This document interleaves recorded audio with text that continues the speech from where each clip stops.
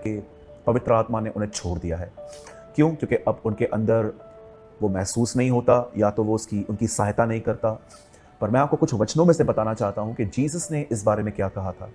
बहुत अच्छा होगा कि अगर हम अपने सारे उत्तरों का, सारे सवालों का उत्तर परमेश्वर के वचनों में ढूंढें, न कि इंसान के ख्यालों को। क्योंकि बड़ी दुख की बात है कि आजकल बहुत सारे लोग जो हैं वो चर्च में बाइबल नहीं ले जाते, और कुछ ऐसे भी हैं जो बाइबल को पढ़ते हैं लेकिन एक नॉवल की तरह पढ़ते हैं कि बस देखें क्या हुआ। लेकिन बहुत सारे कम लोग होते हैं जो अपने हर सवाल का उत्तर इस पवित्र शास्त्र में, इस कलाम पाक में ढूंढने की कोशिश करते हैं कि जो मेरे अंदर ख्याल है क्या ये उसमें लिखा है।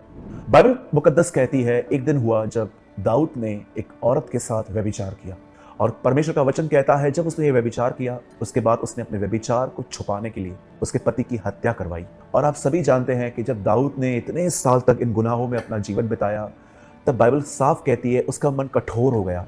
अगर आप नहीं जानते हैं कि कठोर मन क्या होता है, तो वो ये है, जब आपको परमेश्वर महसूस करवाए कि ये गलत है, लेकिन उसके ऊपर आप अपना एक्सक्यूज शेयर करो कि नहीं ये गलत नहीं है, ये नॉर्मल है। मतलब आप कहाँ ना कहाँ आप पवित्र आत्मा की उस आवाज को नकार देते हो कि नहीं, ऐसा नहीं है, मैं इसको नहीं छोड़ सकता, ये गलत नहीं है, इट्स ओके, ये जीवन का हिस्सा है।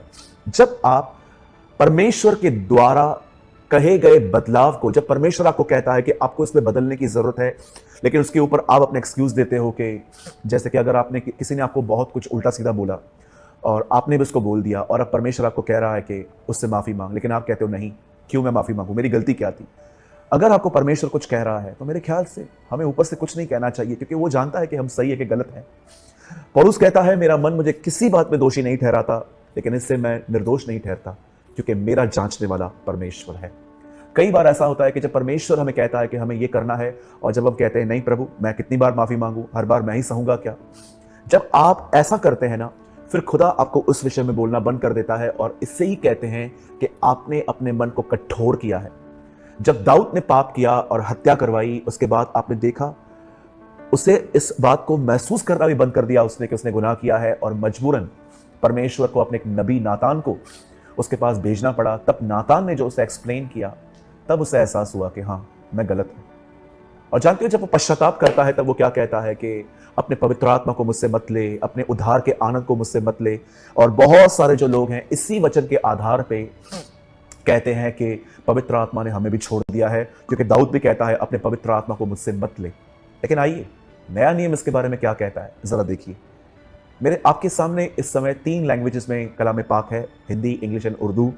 और आपके सामने एक वचन लगा हुआ है यूहन्ना का 14 का 16 वचन, और देखिए यहाँ क्या लिखा है। मैं पिता से विनती करूंगा और वो तुम्हें एक और सहायक देगा कि वह सर्वदा तुम्हारे साथ रहे। यीशु ने कहा जब परमेश्वर तुम्हें पवित्र आत्मा देगा तो उसे तुमसे वापस नहीं लेगा। अब आप में से कुछ लोग सोचते होंगे कि फिर दाऊद ऐसा क्यों कह रहा है। सुनिए, दाऊद के समय में ब्लड नहीं बहा था जीसस का, वहां पर पवित्र आत्मा रीजन टू सीजन आता था, किसी काम के कारण और फिर किसी समय तक। इसीलिए आपने देखा होगा शिमशोन एक समय इतना स्ट्रांग, लेकिन नेक्स्ट टाइम वो उतना ही वीक हो जाता था।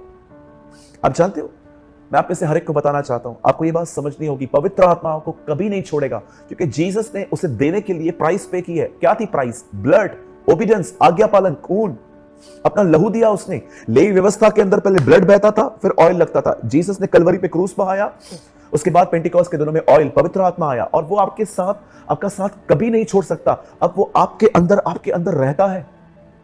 लेकिन अब आपके अंदर एक सवाल हुआ होगा, भैया अगर वो रहता है तो महसूस क्यों नहीं होता? अगर वो रहता है तो वो मेरी सहायता क्यों नहीं कर रहा? क्यों मैं हर दिन उन्हीं गुनाहों में गिरता हूं? उसका एक कारण है, वो आपकी सहायता इसलिए नहीं करता क्योंकि वो आपके कुछ चीजों से अपसेट है, दुखी है। अगर आपको लगता है कि पवित्र आत्मा दुखी नहीं होता, तो आइए मैं आपको एक और वचन देता हूं। आपके ही स्क्रीन पर इस समय है इफिसियों का 4 अध्याय 30 वचन, 4:30 इफिशियंस। परमेश्वर के पवित्र आत्मा को शोकित मत करो, जिससे तुम पर छुटकारे के दिन के लिए छाप दी गई है। पौलुस कहता है यहां पर पवित्र आत्मा शोकित होता है। शोकित का मतलब होता है वो अपसेट हो सकता है, वो दुखी हो सकता है। और जानते हो, शोकित होने के बाद वो जेंटलमैन है, वो खुद ही नहीं आएगा। आपको फिर से उसे कहना पड़ेगा, पवित्र आत्मा मुझे मदद करिए। मैं जानता हूं मैंने आपको बहुत इग्नोर किया है, मैंने आपकी कई बात नहीं मानी है, इसीलिए आप मेरे अंदर रह के भी मेरे लिए कुछ नहीं कर पा रहे हो। मैं आपसे विनती करता हूं पवित्र आत्मा, मुझे क्षमा कीजिए, मैंने आपके दिल को दुखाया है, और फिर से मुझे यीशु की तरह बनाना स्टार्ट कीजिए। फिर से मेरे अंदर भूख और प्यास पैदा कीजिए। मुझे प्रार्थना करना सिखाइए। जब मैं बाइबल पढ़ूं तो मुझे वचनों के अर्थ बताइए और होने दीजिए। मेरे अंदर प्यूरिफिकेशन का काम फिर से स्टार्ट करिए। हमेशा याद रखना, शैतान खिड़की से आता है। इट मीन्स वो परमिशन दे के नहीं आता, वो ऊपर से चढ़ के आता है, यीशु ने कहा। लेकिन जीसस जेंटलमैन है, वो दरवाजा खुलने पर आता है। पवित्र आत्मा जेंटलमैन है। जब तक आप कोई चीज उसे देंगे नहीं, वो आपके जीवन में जबरदस्ती कुछ नहीं करेगा।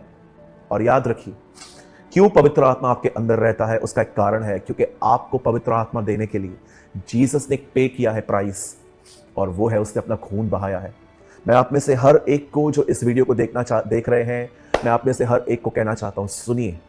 कोई भी अगर आपको कहता है आप अन्य भाषा में नहीं बोलते हैं, इसीलिए आपके पास पवित्र आत्मा नहीं है, मैं आपसे पूछना चाहता हूं, क्या आपने उन लोगों से पूछा ये बाइबल में कहां लिखा है? यीशु ने और प्रेरितों ने ये कब कहा कि अगर आपके पास अन्य भाषा नहीं है तो आपके पास पवित्र आत्मा भी नहीं है? और अगर आपको कोई कहता है कि प्रेरितों के काम 2 अध्याय में जब पवित्र आत्मा उतरा तो वे अन्य भाषा बोलने लग गए, तो आप उन्हें यह भी बताइए, जीसस के पास भी होली स्पिरिट था। जीसस तो होली स्पिरिट के थ्रू पैदा हुआ था, रहा था वो उसके साथ, उसके द्वारा उसने सेवा की। 8:11 पौलुस रोमियो में कहता है पवित्र आत्मा के द्वारा ही वो जिलाया गया। तो एक बात है, क्या जीसस के पास होली स्पिरिट होने के बाद भी कभी वो अन्य भाषा में बोला? कभी नहीं बोला। तो क्या उसके पास अन्य भाषा न होने के कारण क्या उसके पास पवित्र आत्मा नहीं था? मेरे भाइयों, मेरी बहनों, मैं आप में से हर एक को कहना चाहता हूं, पवित्र आत्मा आपके साथ है, आपके अंदर है। और याद रखिएगा इस चीज को, मैं अन्य भाषा के बिल्कुल खिलाफ नहीं हूं। मैं आप में से हर एक को इंकरेज करता हूं कि अगर आपको अन्य भाषा नहीं मिला है तो खुदा से मांगिए। अगर आपको मिला है तो उसे चमकाइए, परमेश्वर से कहिए मुझे आत्मा से भर, मुझे फ्लो होने में सहायता कर। मैं उसके खिलाफ नहीं हूं, लेकिन मैं इस बात पर विश्वास नहीं करता कि अगर आपके पास वरदान नहीं है तो आपके पास पवित्र आत्मा नहीं है। ये नहीं होता। मैं आप में से हर एक को कहना चाहता हूं, पवित्र आत्मा आपके साथ है, वो आपके अंदर रहता है, वो आपके भीतर रहता है। और मैं आपको बताना चाहता हूं, यीशु ने साफ कहा है वो कभी आपको नहीं छोड़ेगा, वो सर्वदा आपके साथ रहेगा। और याद रखिए, उसका नाम सहायक है। जानते हो वो किस चीज में आपकी सहायता करना चाहता है? जो आपसे नहीं होता, कोई आदत जो आपसे नहीं छूट रही, कोई ऐसी गलती जो आप बार बार कर रहे हो, जो पाप है। हो सकता है आपकी जिंदगी में कोई चीज है जिसको आप कंट्रोल नहीं कर पाते हो। हर वो चीज जिसमें आप कमजोर हो, वो आपकी सहायता करना चाहता है। ये उसका मोटिव है, ये उसका आने का लक्ष्य है। खुदा जानता है कोई भी मेरी तरह नहीं बन सकता जब तक मैं पवित्र आत्मा न दूं, इसीलिए उसने हमें पवित्र आत्मा दिया ताकि हम उसकी तरह बन पाए। मैं धन्यवाद करता हूं, मैं विश्वास